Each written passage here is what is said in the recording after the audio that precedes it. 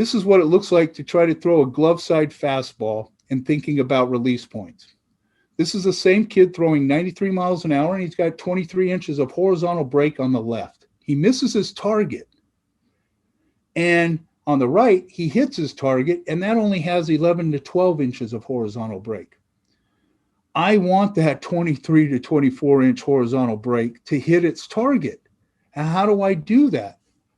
I want my guy, instead of thinking of a release point and straightening out his pitch, not that we don't want to straighten out pitches.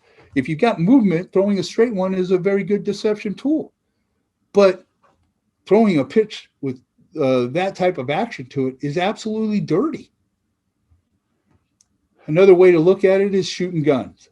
Okay, if you're shooting a gun, all right, you don't change your stance. You just change your aim. Now, like the video I showed previously, say you were given a gun, and when you aim to the center of the target, the bullet curved and hit to the right. You keep shooting, and every time you aim to the center, it curves and shaves to the right.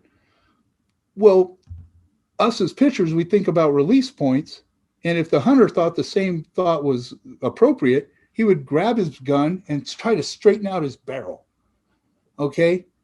But I don't think that any of us would do that. If we realized that every time we aimed for the center and the bullet hit off to the right, we would pick a spot to aim so that our bullet would hit the intended target.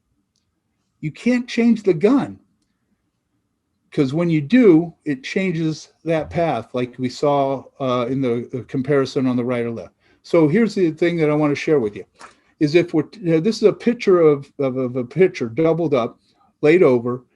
One is taking his it down the white line, and one is taking his it to the yellow line.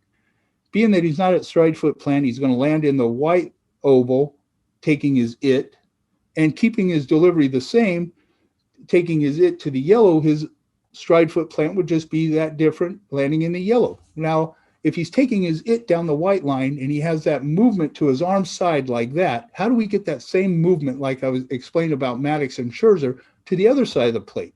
And that would simply be directing it to the other side of the plate, keeping everything the same and directing it to the other side of the plate.